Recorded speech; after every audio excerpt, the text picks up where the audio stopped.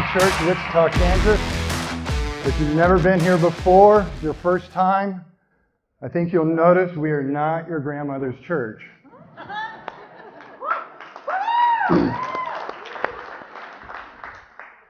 So, motorcycles in the church, AC/DC, rock and roll in the church, scandalous.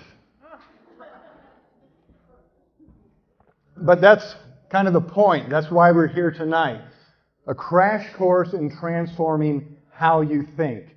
And one of the things that Grace Point has taught me is to reclaim my music. You know, growing up, I listened to heavy metal. I listened to all those bad boy songs. And when I got saved, suddenly I couldn't listen to the music anymore. And so, if it came on the radio, I felt kind of guilty for tapping my foot or singing along. But Grace Point taught me that make the music your own. And one day I was driving around and the song came on the radio, and for the first time I heard it differently. And I saw it, literally saw it differently. And I saw Jesus and the disciples speaking to me. So if you listen to the words of this song, it says it's criminal. There ought to be a law. And isn't that what they did to Jesus? Everything he said, they criminalized. They were trying to catch him in heresies. They were trying to throw him in prison. They were trying to kill him for these criminal acts. It's criminal. There ought to be a whole lot more.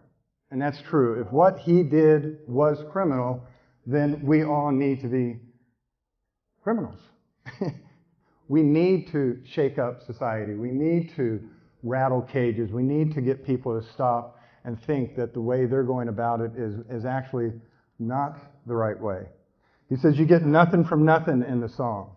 And that's, what Jesus teaches, is that if you pursue things in the worldly way, you're chasing money, you're chasing the bigger house, the bigger truck, the bigger car, status symbols, and you always end up feeling empty. You always end up wanting something more.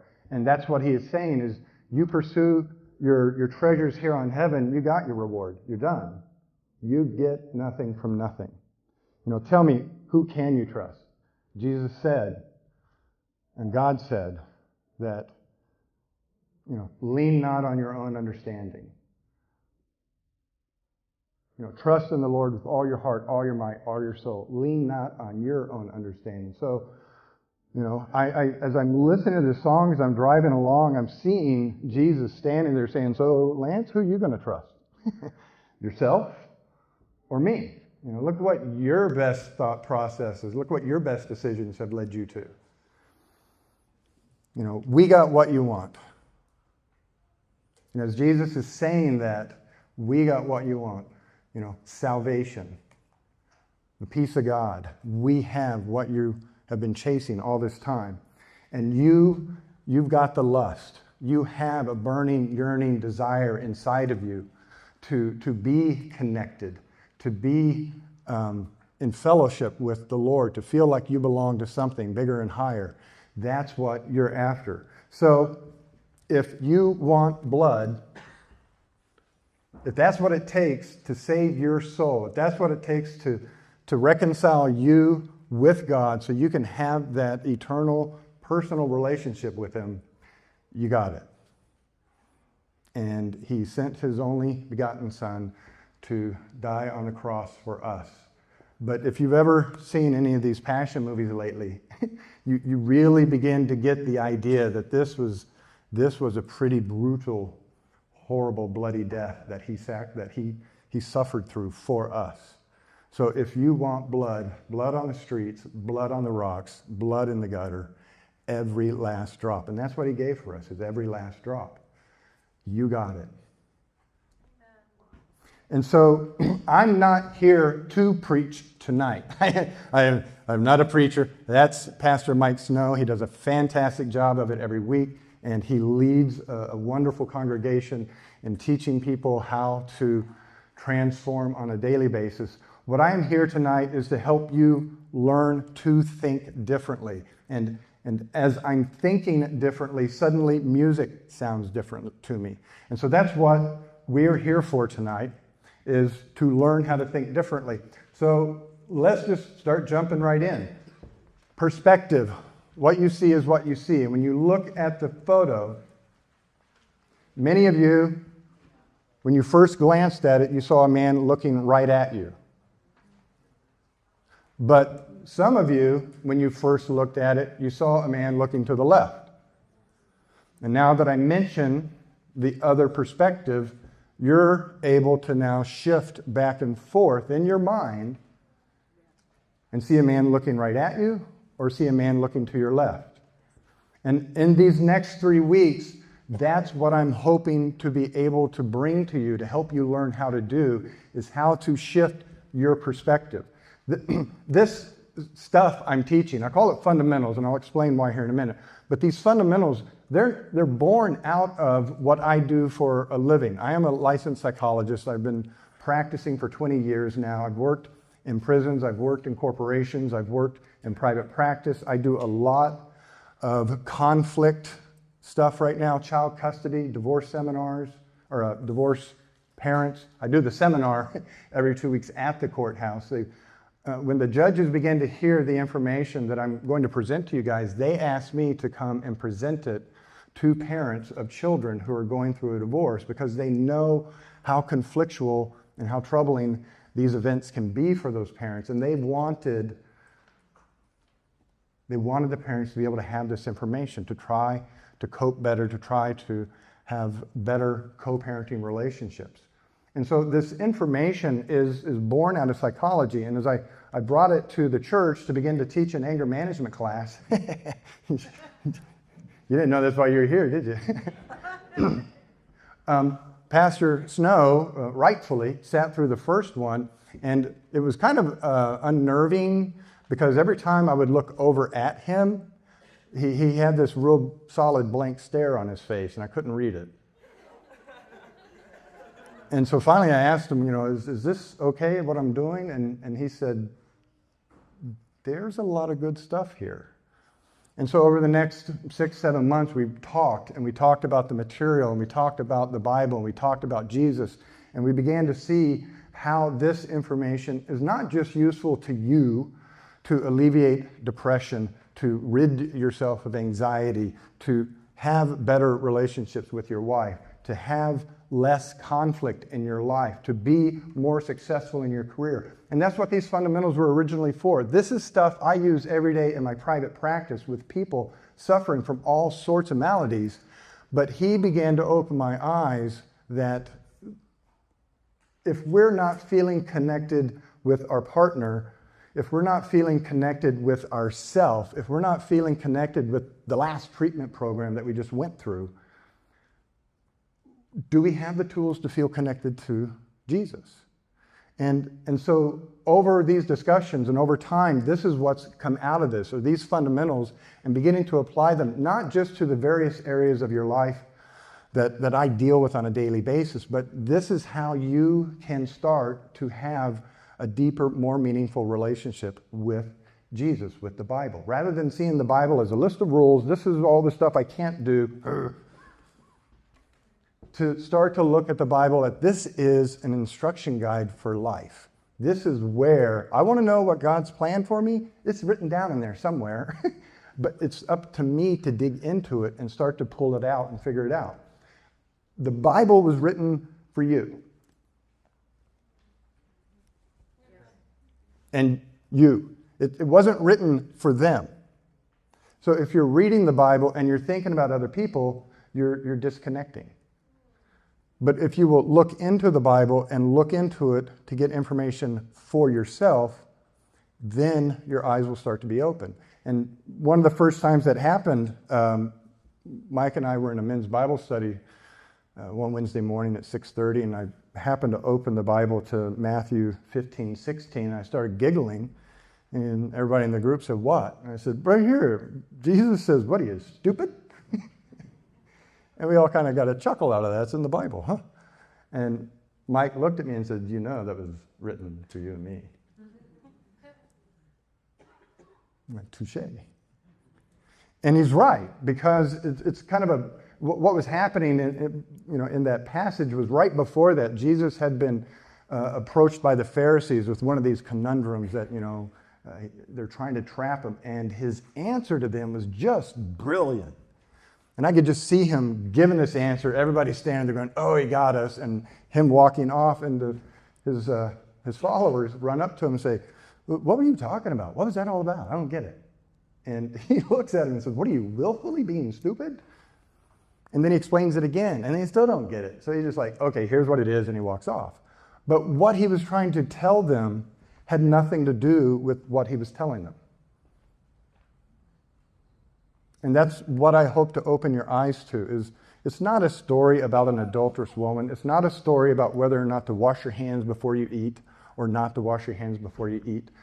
Through these parables, through these teachings of his, he's actually trying to show us how to think differently.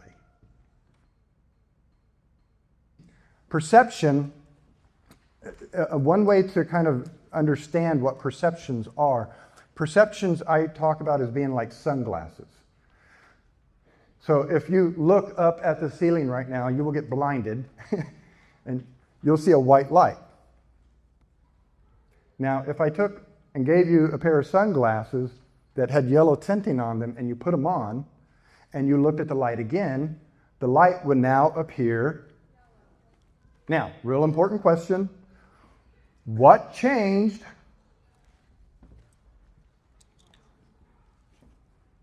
That caused your mental experience of the lights to change. Okay. Did reality change? No. But your mental experience changed, whether you're wearing the sunglasses or not. Sunglasses are filters. We have mental filters that we load into our brain, and they are called perceptions. And you know this. I'm not bringing you anything devastatingly new over the next 3 days. I'm hoping to open your eyes to stuff you already know. How many times have you disagreed with somebody about something and said to them, well, that ain't how I see it?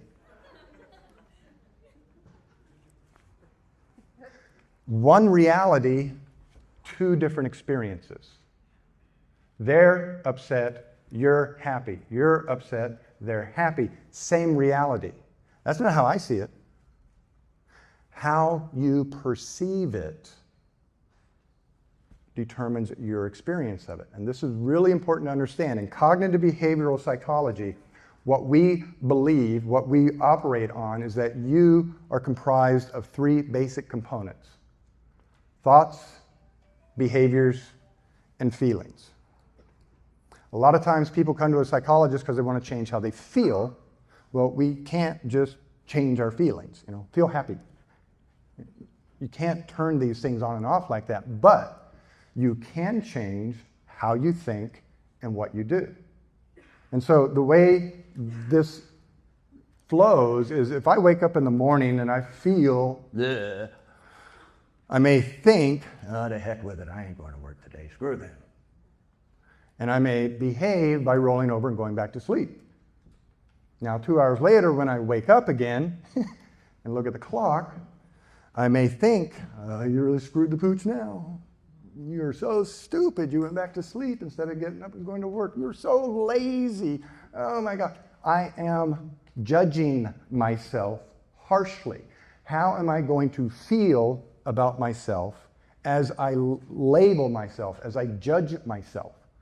So as I think negative thoughts about myself, I feel even worse than when I woke up in that morning. So now that I'm feeling worse and I'm thinking I'm such a loser, what behaviors are coming to mind right now as I'm laying in bed? Stay in bed, roll over. Does this come up on anybody's radar? Golly gee, I better get up and go to work and see my boss. How I think, what I feel, brings to mind ways to behave.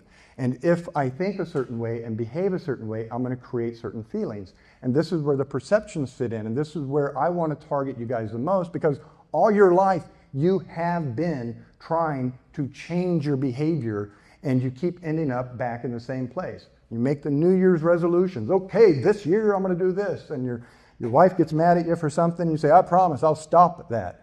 And you start forcing yourself to behave differently. You want a deeper relationship with Jesus, so you force yourself to come to church. You force yourself to read the Bible. And just changing the behavior is not enough. You don't feel it. You don't feel connected. There's another element here we completely miss, and I think is kind of the whole point of the New Testament, is begin to think differently. Now, you're not going to walk out of here tonight, next week, the week after, and suddenly be a new person. That is not even possible, and that is not the goal of all of this. Paul said, in the Bible, somewhere, Romans 12:2. Paul said, transform yourself by the renewing of your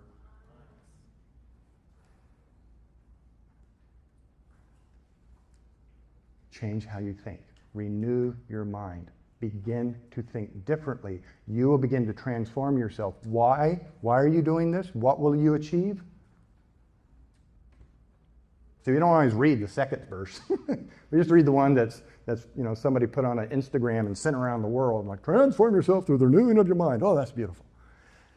So that you may begin to discern the perfect will of God for you. Don't you want to know what his plan is for you? Don't you know what God's will is for you? This is how you get it. You begin transforming your mind. Fundamental number one. Don't look at it. I like to illustrate it. If I were up here tonight, let's do a little role play.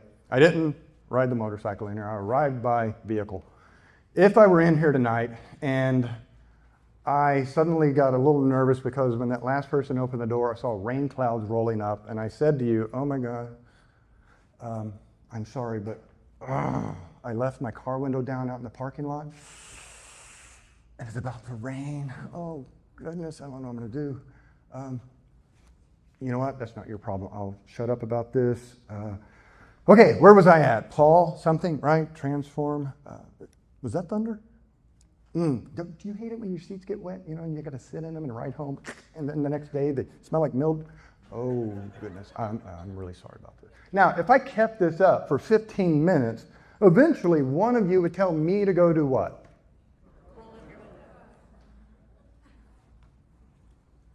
Y'all sound pretty confident about that.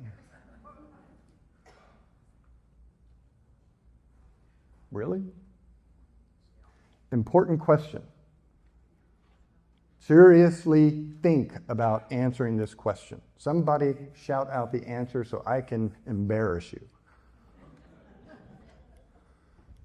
Why didn't you tell me to go stop the rain? Because we're tired of hearing you gripe about it. You can't control the rain? Does everybody agree with me? You believe this? Even as I challenge you here, you believe you can't control the weather. And because you believe that, it doesn't cross your mind. Is it raining? I better roll up my car window. There are 5 things in this world you cannot control any more than the rain. The past. You can't change what's already been done. The future. It hasn't happened yet. How do you undo something that has not occurred? How do you prevent something from happening that has not even taken place? How do you change something that you can't even predict?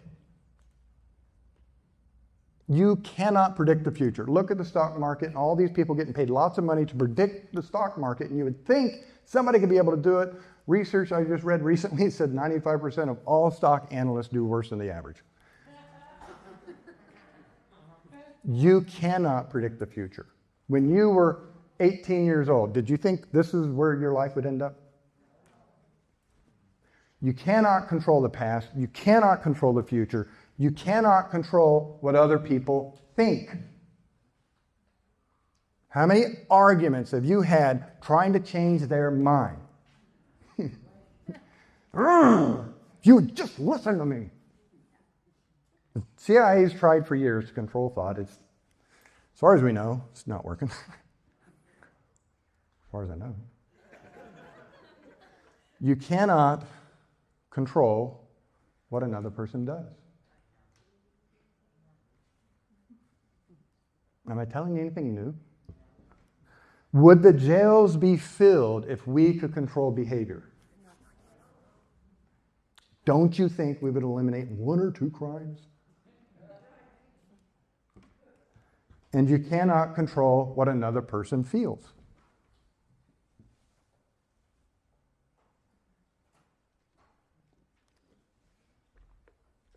How many sad love songs have been written because she lost that loving feeling? Baby, come back.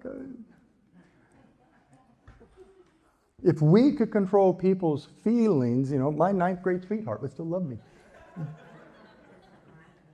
You cannot control the past, the future, what other people think, what other people do, and what other people feel. And I'm getting the same look I normally get. It's like, yeah. So, if you believe that, you have to believe the flip side. What do you control?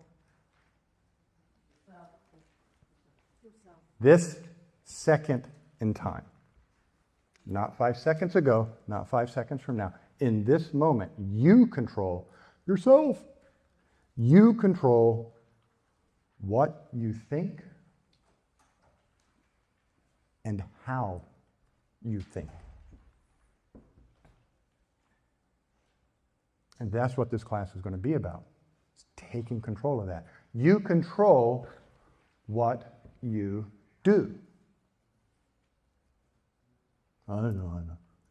No, you control what you do. And you control what you feel. You just agreed, I believe I cannot control what another person feels. They're saying the same thing about you. Ain't my fault. They feel that way. So who controls how you feel? So yes, I am saying, if you are depressed, if you are angry, if you are frustrated, if you are anxious, if you are despondent, if you are whatever, it is your own fault. Said to create a memory, and when you leave here tonight and somebody says, what did that guy talk about? Who said it was all my fault? I want you to tell them that. I am trying to shake up your brain, get you to unlock the cobwebs, bring something to you completely different. It is your fault if you're depressed, if you're angry, if you're frustrated. Nobody controls you. And this is the good news. Because if you can create depression, you can create happiness. If you can create anxiety, you can create serenity. If you can create anger, you can create peace. If you can create frustration, you can create patience. It is 100% in your control right here, right now, to experience whatever you want.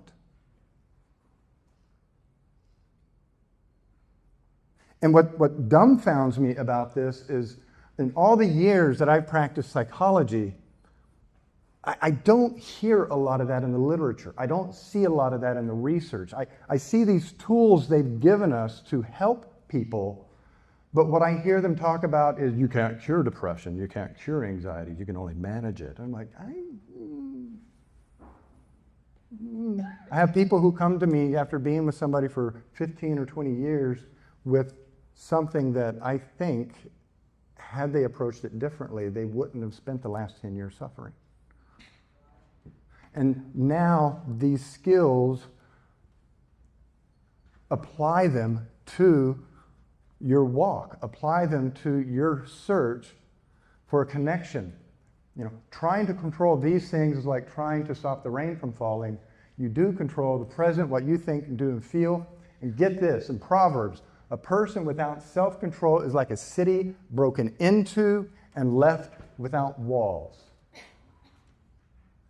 Think about that a second. If you don't control you, you're completely vulnerable to attack from outside you. Why are you vulnerable? Why are you suffering? Why are you depressed? Why are you anxious?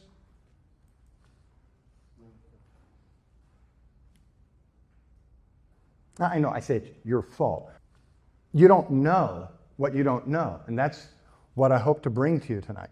So when we violate fundamental number one, and here's why I call them fundamentals, and this is how I want you to begin to think about them. But I heard an interview with Tom Brady. I hate him. Where's that Patriots fan in here? I had immense respect for the man. He is the world's greatest quarterback, but he beats my Steelers every time I turn around. But in that interview, they asked him, the world's greatest quarterback, they asked him, what's that little scrap of paper on your clipboard that you have out there before games? And he got all bashful. Oh, shucks. And he says, back in college, a quarterback's coach came to me and watched me throw the football and then scribbled on this piece of paper and said, these are the 4 fundamentals to a forward pass. I want you to practice it daily for 30 minutes. So the world's greatest quarterback making multi-millions a year on the eve of the Super Bowl, what is he practicing? Reading the defense and the trick plays. This is what he practices. Make a chicken wing. Grip the laces. Come over the top and flick the wrist. And because he focuses on the fundamentals, he can perform the advanced stuff. And so as I saw this, as I heard this, I got to thinking, I think life's kind of like that. I think there's just a few fundamentals. And if we can get those fundamentals down, then maybe the advanced stuff in life starts to become easier. And so fundamental number one, recognizing, now this is what I love, when I have people and I'm working with them, and we've gone through this a few times, they come in and they're talking about something they're struggling with, and I'm like, oh, what's fundamental number one? This is what they do to me. I know I can't control what they do. What's wrong with that? That's how a lot of y'all were like, I know, it's all my fault. I point that out. I drive that point home to get you out of there. If you can't control that, why are you spending time there? What can you control? That's where is it raining? Let me go roll up my car window. Are they doing something? Let me. And so when we are violating fundamental number one, this is some of the things that happen. This should point us back to what we're doing wrong. If we are focusing on the past, we will be experiencing depression, regret, guilt, shame. We point this at ourselves. It's not just the world that we point it at. We may be depressed that my marriage fell apart. Life didn't go the way I wanted it to. This happened to me when I was 12 years old, and it shouldn't have happened to me. And I am depressed over all of this. But I pointed at myself, 6 years ago I did this, and I can't believe I did that. And 6 years before that, I did it then. The future. If you are violating fundamental number one and focusing on the future, you will experience worry, anxiety, fear, trepidation, doubt. If you are not focused in this present moment, if you are living in that future that you're worrying about, this becomes your experience. This is what you are creating. If you are focused on what others think, who here can read minds? I don't see any hands. But we will read their mind. Oh, they said that because they think. And since they think that, well, I'm going to do this. Well, when this is happening in relationships that I'm working with, I tell the other party, I said, you can go ahead and leave now, because they've got it all worked out for you. Well, they think this and they think that. No, no, no, no. You can leave because they already know what you're thinking. So you don't need to be here. Go get a Coke. Can you read other people's minds? Can you predict what another person is going to say, what they're going to do, why they mean certain things? You are creating this in your mind. And this is what you end up doing.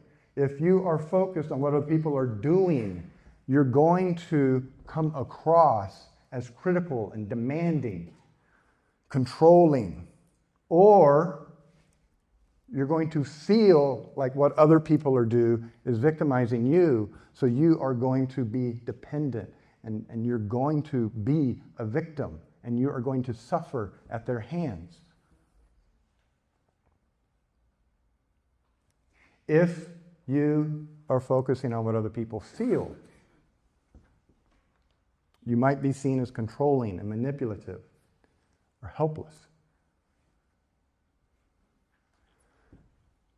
I learned this in graduate school in the 90s. This was part of the course curriculum to be a psychologist, is learning what we control and what we don't control. When they told me I cannot change any of my patients, like, well, why am I here? I didn't get it. It took me some years to figure out I can't control them. Oh my God, that's fantastic. Because it freed me to help them. This was written down long before I went to graduate school. Matthew, don't worry about tomorrow. Tomorrow will worry about itself. He is telling you, first, take the plank out of your eye. You know what I'm talking about here? Why are you trying to get that speck out of your brother's eye when you got a big old log in yours? Why don't you get that plank out of your eye? Then you can see better to go after that little speck in your brother's eye. What's he saying? Don't be digging around in your friend's eyeball. He is saying, focus on you. This is what you have power over, so focus all your energy on you. Fundamental number 2, this is how it works. Fundamental number 2 is what leads us to violate fundamental number 1. But fundamental number 2 causes so much more problems than just a violation of fundamental number 1. And here's how it works. When I load in a filter called should statements, my reality comes to me through that filter. And so now, by the choice of this filter, I can only have 1 out of 2 experiences. So when I say they should, I load this filter in. It's got cousins, must, have to, need to, gotta, supposed to. The words in and themselves are not bad, but these are clues to how we are thinking. So if I hear myself saying they should, or I'm thinking, you know what, they need to just back off. They gotta start acting right. These are telling me that I have loaded a perceptual process into my brain, a mental filter called should statements. I wish it was more technical than that, but that's what it's called. So now that I've loaded this filter into my brain, I am choosing to perceive the world through this lens. I can only have 1 out of 2 experiences. If somebody is not doing what they are supposed to be doing, I feel angry. And you can't hardly say it without, they should be here by now. Now, when they are doing what they need to be doing and how they're supposed to act, how do you feel? No. Who said good? Meet me after class. You experience nothing. 99% of the time. Nothing. Perfect example. You're driving down the road, you hit a pothole, boom. And you think, man said you should fix that. Should. They should maintain the roads. They're not. You're frustrated. I'm going to write a letter. When was the last time you went an entire city block, did not hit a single pothole, and got out of your car and said, that is a damn fine stretch of road right there? Will you look at that? Just smooth. I ain't coming to write a letter. So much of your life is governed by this filter. What people should be doing, how they should be acting, what they should be saying, what they should be thinking. And you don't know it until they break the rule. You arrive, the doors are open, the carpets are clean, the chairs are all sitting facing the stage and not in little circles like we're going to have some big kumbaya. That make you happy? I told them, put the chairs down so they face the stage. Well, now you know. Are you happy that your chair is facing the stage and not facing that wall? So even when you are aware other people are doing what they should be doing, you don't care. Look, I wore socks today. So? And you point it at yourself. Oh man, I shouldn't have said that. You beat yourself up. Oh, I shouldn't have acted that way. I feel so horrible. How many of you are happy when you do what you should? You drive with your hands at 10 and 2. You observe the speed limit. You stopped at the red light. You walked in here. You didn't dance your way in here. You are sitting in your chair. You're not up on the back of the chair. Do these things make you happy about your life? Look, I got good posture as I sit. When you do what you're supposed to do, even when you're aware you are doing it, it doesn't make you feel good. I should go to work. I'm not happy I'm going to work. I gotta go to work.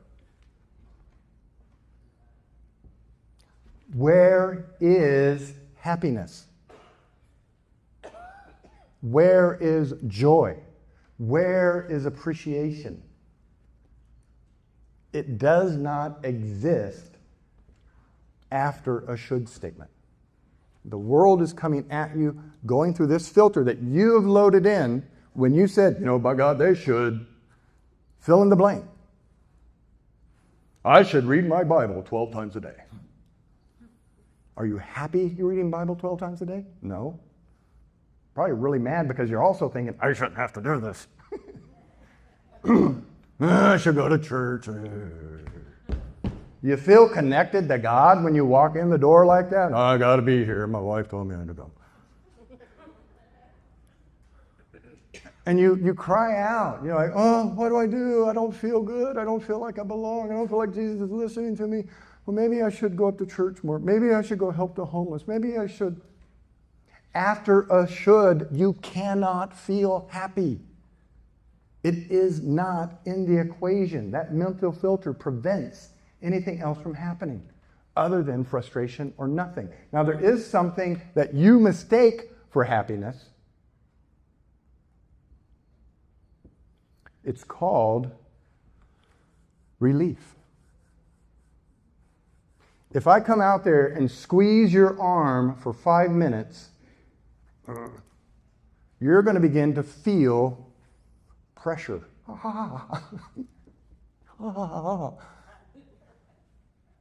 And then when I let go, you will go, oh, thank you so much. Oh, ooh, I feel so much better. What just happened? You went from a neutral state to pressure back to a neutral state. And you're saying, thank you, this feels so much better? And we do this all day long. That guy better not pull it. He better not pull it. He better not pull it. Oh, he didn't pull in. That's a nice guy. From neutral to pressure, back to neutral. Who created the pressure? When I thought, they better not pull in here. I create my own pressure, and then I get relieved of my pressure, and I interpret that as being good. Oh my God, I got that thing tonight. I got to get out of here. I got to get all this stuff done before 5 so I can leave. And I run around, I get it all done. Woo, man, I feel so good now. I'll be able to go. You don't feel good. That is what I'm trying to tell you. That is worldly thinking. You should do this, you should do this, you should do this, you should have this much money, you should have this kind of house, you should have this kind of truck.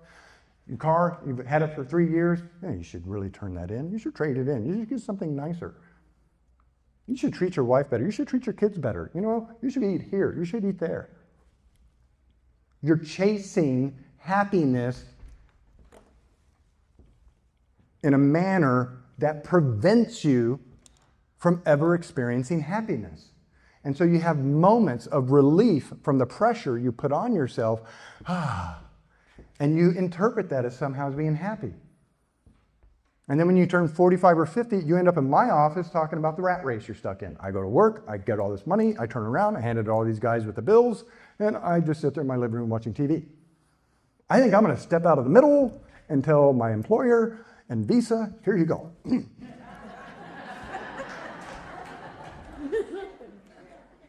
I used to work with a financial advisory company.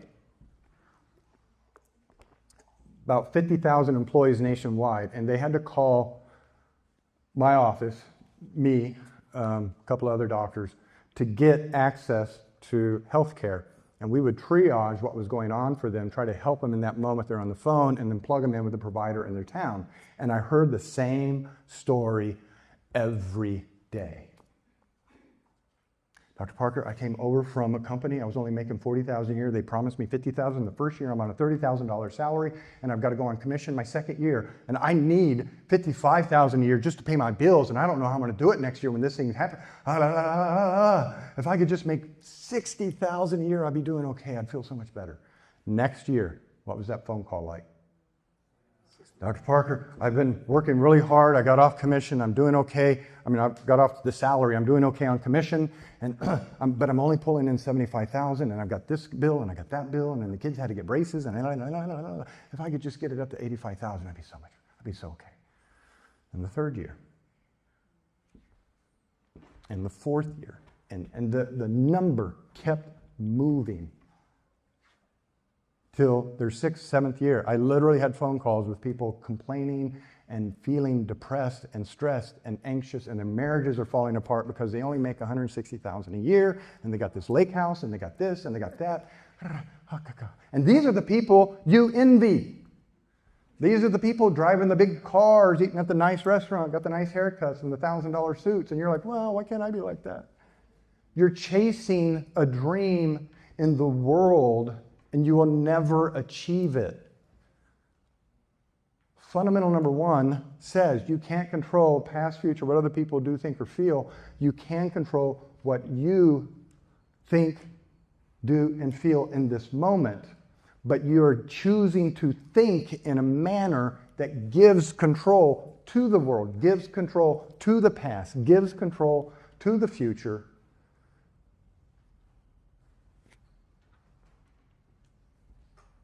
If the past is controlling you, if other people are controlling you, who decides what is right and wrong? Do you? How many times you heard this conversation? I don't know what I should do. I talked to Mary, and she said I should do this, but I don't know if I want to do that. So I talked to Martha, and she said I should do this. And then I talked to John, and then I talked to my pastor. Oh my God, what he told me I should do. And then they walk into my office and they tell me all the different people they've spoken to who have told them what they should do. And I don't know if that's right. What do you think I should do? What's missing in that equation? Second problem is it gives away control to other people. If I had an armload of boxes up here, and I'm thinking, I gotta get out that door. I don't know if I can open it by myself, and I got all these boxes in my arm. You know, one of these guys should help me out. When I get back there to that door and none of y'all move, how am I going to feel? Fine, sit there. I'll get the door myself. Now think about it. You open the door, I'm okay. You don't open the door, I'm upset. How did you get control over me when fundamental number one says that's impossible?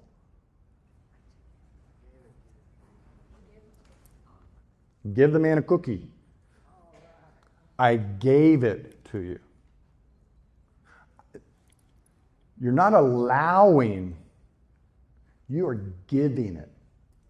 Allowing means I offer it to you, you have to acknowledge that offer, reach out and take it. If I give you something, you can be asleep and just leave it on your front porch. You don't even know.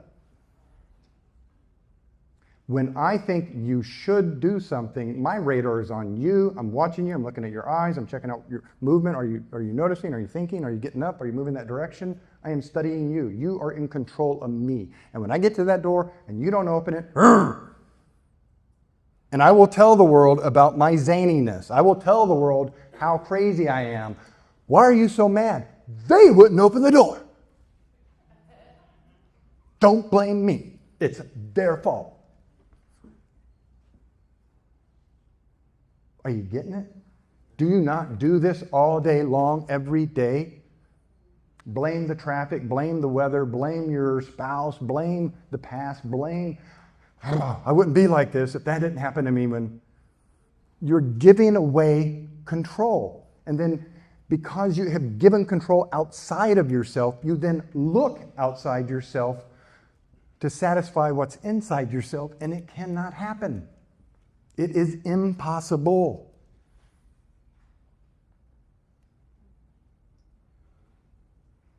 The third problem creates resentments. The moment you don't open that door for me, moves into the past. 1 second ago, you didn't open the door for me. I think about it in the present, and I say to myself, he should have opened the door. So in the present, I experience the frustration of you not opening that door 1 second ago in the past. 2 seconds ago, you didn't open the door. In the present, I think he should have opened the door. So in the present, I experience the frustration of you not opening that door 2 seconds in the past, 2 seconds, 2 minutes, 2 hours, 2 days, 2 weeks. Time is irrelevant. I will see you next week, and that son of a bitch should open the door for me. I was standing on the 4th floor of the courthouse, all these, somebody knows.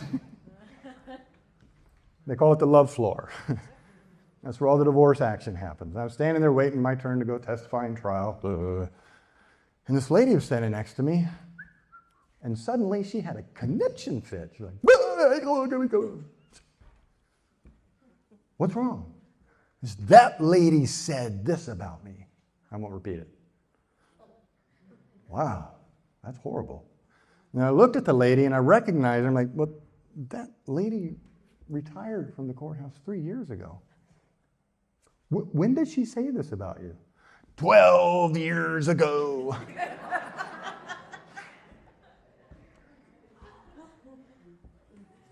In the present, I think she shouldn't have said that about me 12 minutes, 12 hours, 12 years ago. In the present, I experience the frustration and the anger. I build resentments. I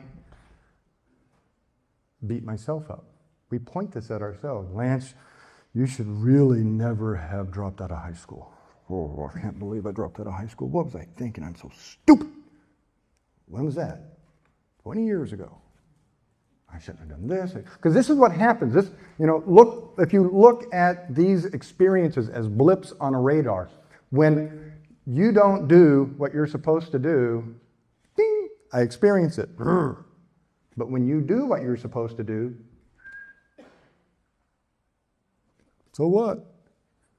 No emotional experience. And then you don't do what you're supposed to do, beep.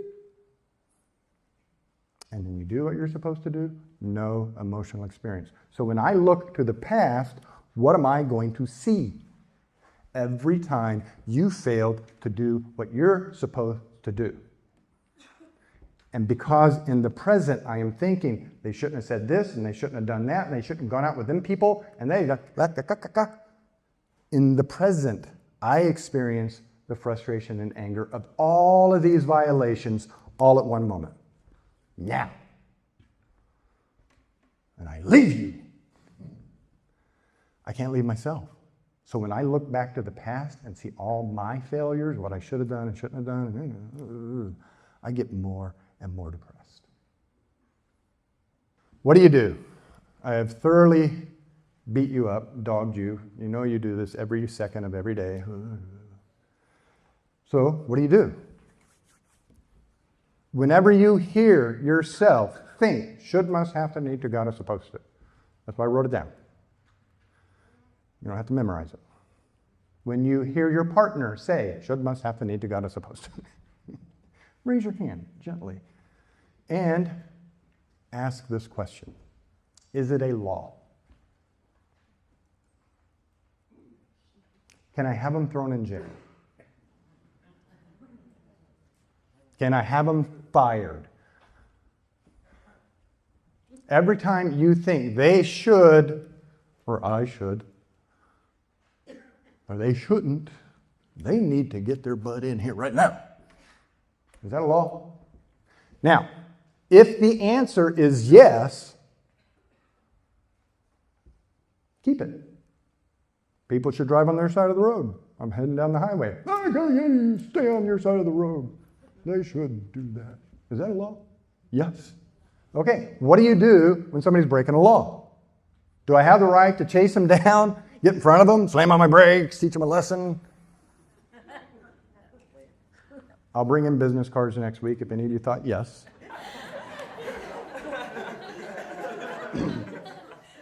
I'd had people say yes.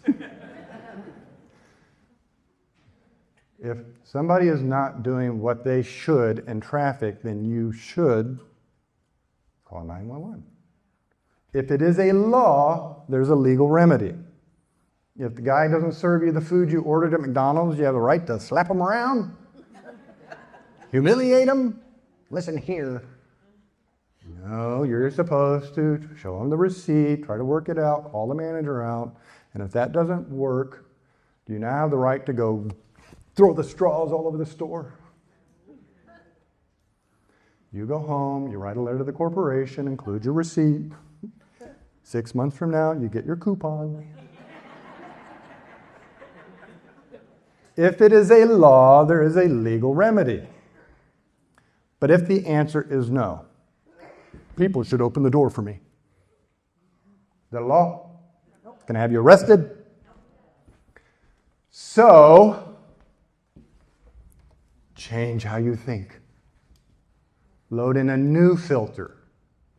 Take this one off. This ain't a should, so I'm not going to look at it that way. This is a preference. I would like you to open the door. I would appreciate it if you opened the door. It would be nice if you opened the door. I could use a lot of help right now. I would love it if somebody opened the door for me. And now that I am thinking this way, it'd be great if somebody helped me out. And I start heading towards the door. What might I do right here? Ask. Oh my goodness. Oh. What? Ask? How easy did that come to your brain? Notice how you think brings to mind options on what to do. Let's back that up a minute. By God, somebody better open that damn door for me. Am I going to ask? No. How many times you heard this? I shouldn't have to ask. They should know.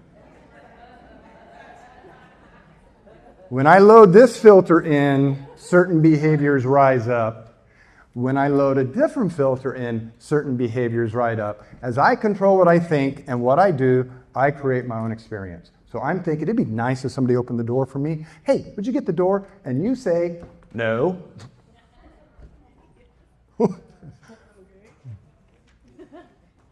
Okay. Whatever. I'm being silly, but notice. Hey, will you get the door? No. Okay. What's my experience? Hey, you get the door? No. Notice I move away from you. Why am I moving away? Because you don't control me. Hey, you get the door? No. Okay. Whatever.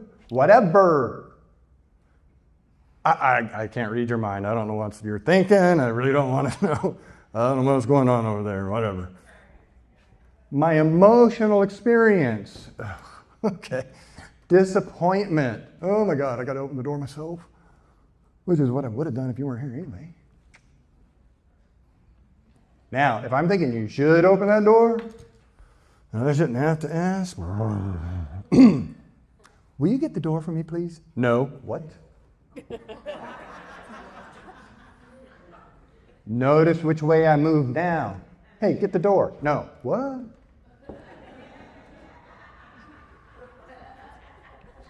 I am pulled towards you. I handcuff myself to you. Get the door. No. What? Get the door. Don't you understand? I can't get the door without... Now I'm trying to change how you think. I'm trying to change what you do. Why? Because I'm pissed off. Whose fault is that? Yours. You are making me mad. You need to get up, get the door, so I can get out of here. Oh. Tell me you haven't done this 12 times today.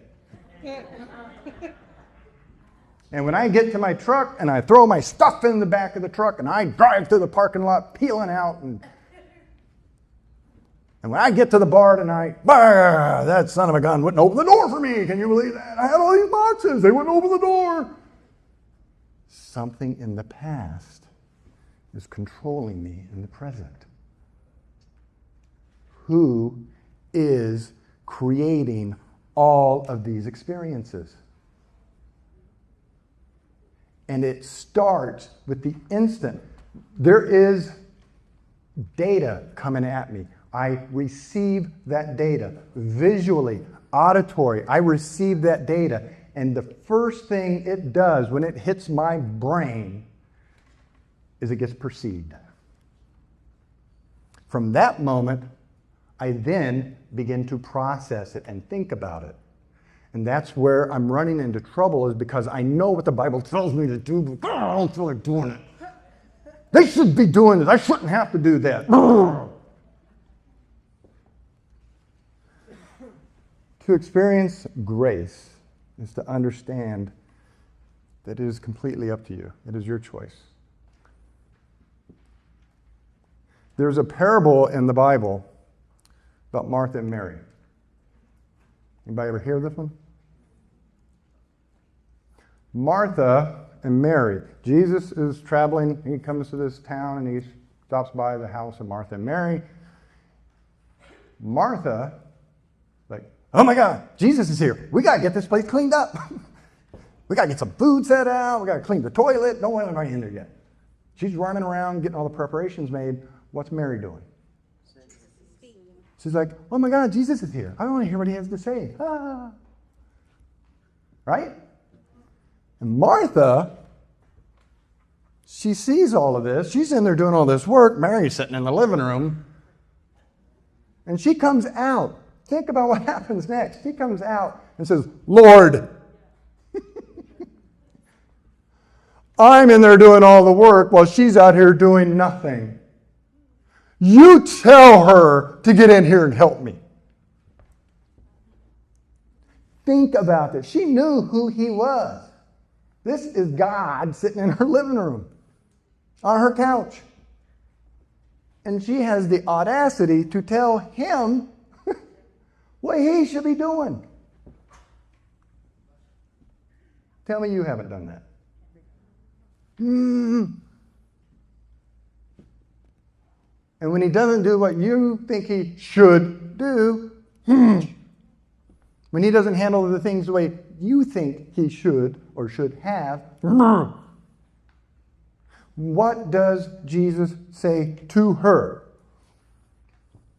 This is what I mean. It's hard to read the Bible from a should perspective because you're now listening to the story. Well, what should I do? How should I handle this? Is it a law? No. Okay, what do I want? How do I want things to be? What would I like to see happen here? Jesus says, Martha, you upset yourself. You're stressing about so much, and there's actually only a few things that are actually what? Needed. Should, must, have to, need to, gotta, supposed to. There's very few things that are needed. Actually, just one. Mary has chosen what is better. Martha's doing what she thinks she should be doing, and she is also thinking Mary's not doing what she should be doing, needs to be doing. And that puts her at complete odds and in conflict and disconnected from God, sitting in her living room. Very few things that are needed. So you challenge yourself every time you say should, must, have to, need to, gotta, supposed to. Is this a law? And if it is, obey it. What did Jesus say about laws? Whose face is on the coin? Render unto Caesar what is Caesar's. Render unto God what is God's. But if you can't honestly answer that question, and this is a law, this is a reason to fire somebody, this is a reason to have them arrested, change how you think. Free yourself. No, I want somebody to help me out. I want them to open the door. That would be so nice. And when I think that way, look what happens. Hey, I might ask. And I ask you, hey, would you get the door? Sure. What experience did I just have? Happy. Who created it?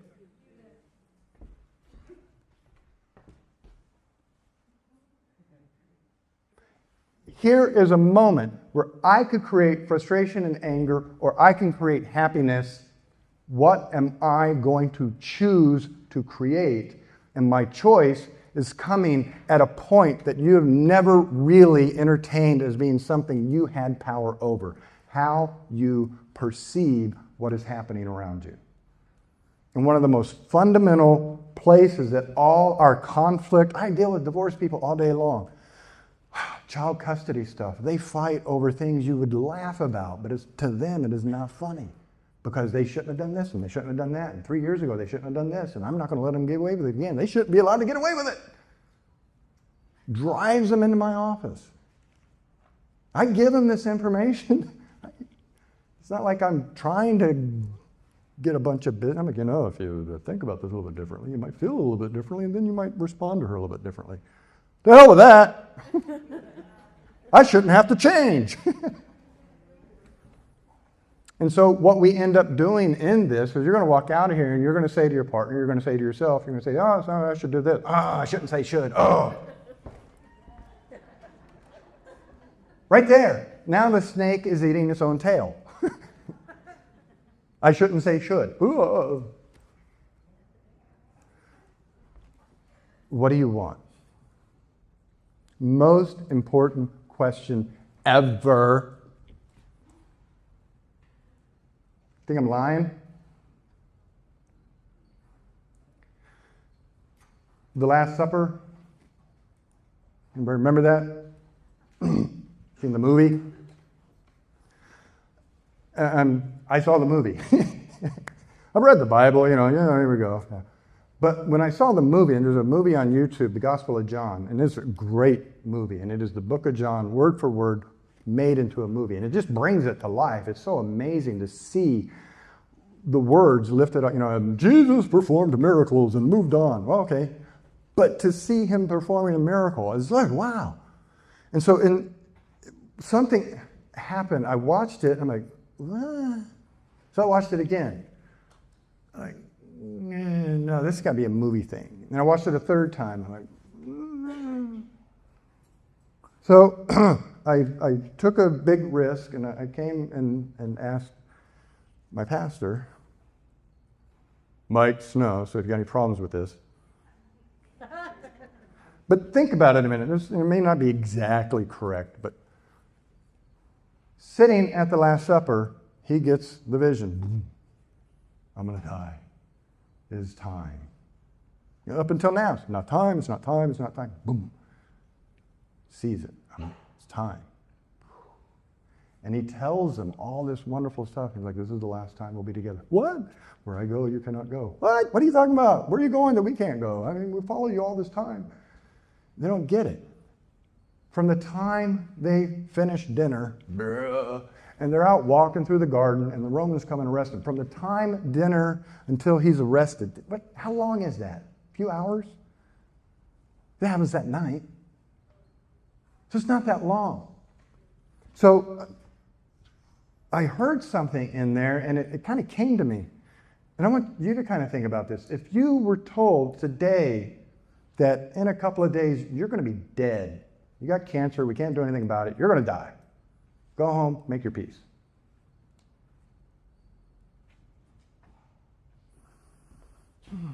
What are you going to tell your children in those last 2 days? If you've only got a few hours, what are you going to tell them in those last moments?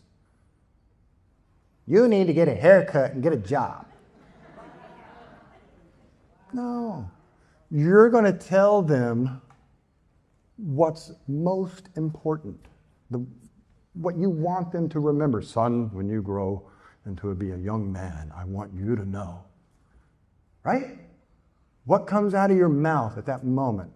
All the silliness is going to wash away. It's going to be the most important thing you can think of. Between the time of dinner and the time he's arrested, Jesus said one thing 5 times. I went and counted it in the scriptures. I came and asked Mike, is that really what I'm seeing? Am I seeing? He's like, yeah.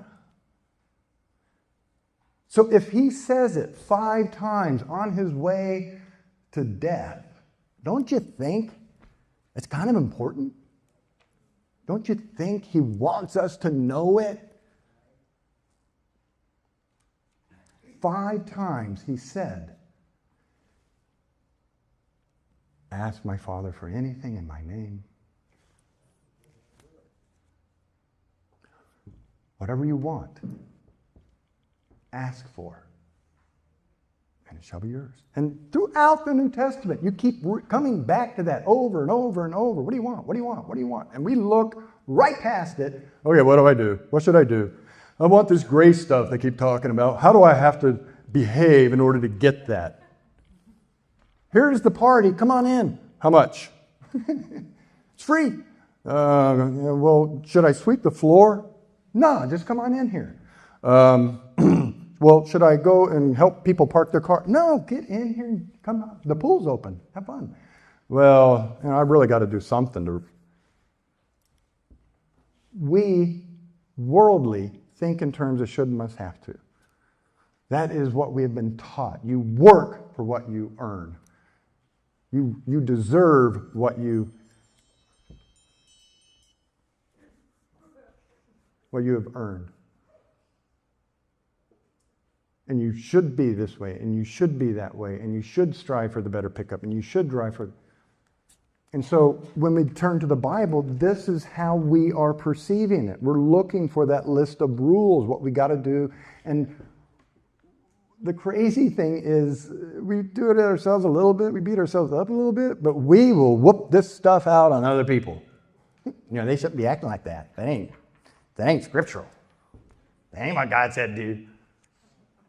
It says, do unto others as you do unto... I'm going to do back to them. Apparently that's what they want. What do you want? What do you want? Fundamental number 1. I don't control the past, the future, what other people think, do, or feel. I do control in this moment what I am thinking, how I am thinking.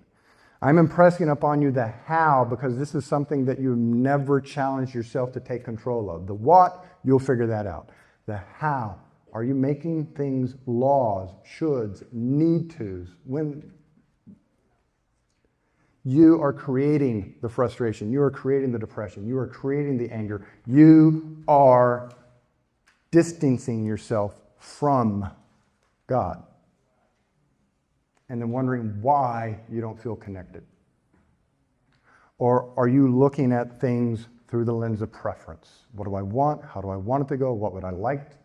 How would I like things to be? Now creating opportunities for yourself to really experience some happiness and joy, connections with other people, and connections with the Bible. Transform through the renewing of your mind. So week 1, this is the challenge. Listen to yourself, listen to your partner, listen for should, must, have to. Endeavor to make that switch. See how much you are doing this. Week 2 is going to have a different, week 3 is going to have a different. But this is week 1. And so this is what we focus on. So I want to really thank everybody for coming out tonight. This is completely awesome. We've got 2 more Wednesdays and then we'll be done.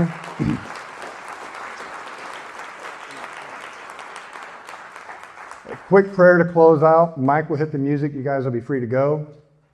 Dear Jesus, we thank you for this opportunity to gather here tonight.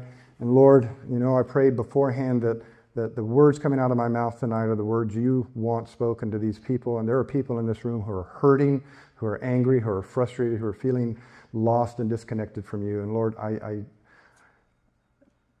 ask that you impress upon them as they drive away that bit of information that you want them to get from this past hour and a half. And Lord, help them grow that seed into something larger and stronger so that they can begin to take control of their life, their emotions, and yes, begin to take control of that relationship with you. In Jesus' name, I pray these things. Amen. See you next Wednesday.